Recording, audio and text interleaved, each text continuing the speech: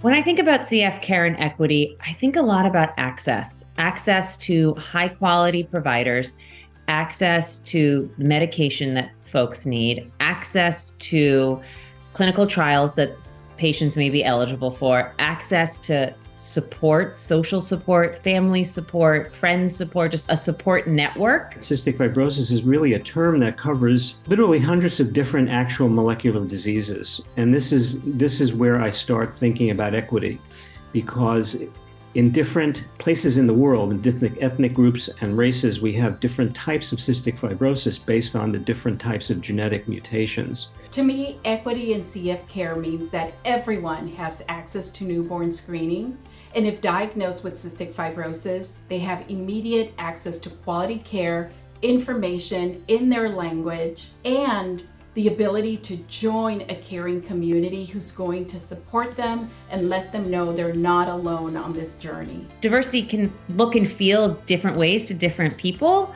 but is just imperative that we focus on everybody. It's important to raise awareness of CF, especially in regards to diversity, equity, and inclusion, in the fact that I was missed. I am a person that the system didn't work for. It didn't catch cystic fibrosis in me when it should have.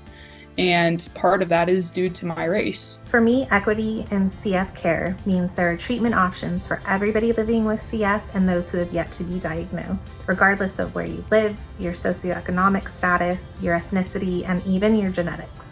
We have medicines that cover about 90% of these mutations, but 10% where it does no good. And we have to figure out different ways. So from a scientific or medical viewpoint, equity is really involved in recognizing how broad CF is.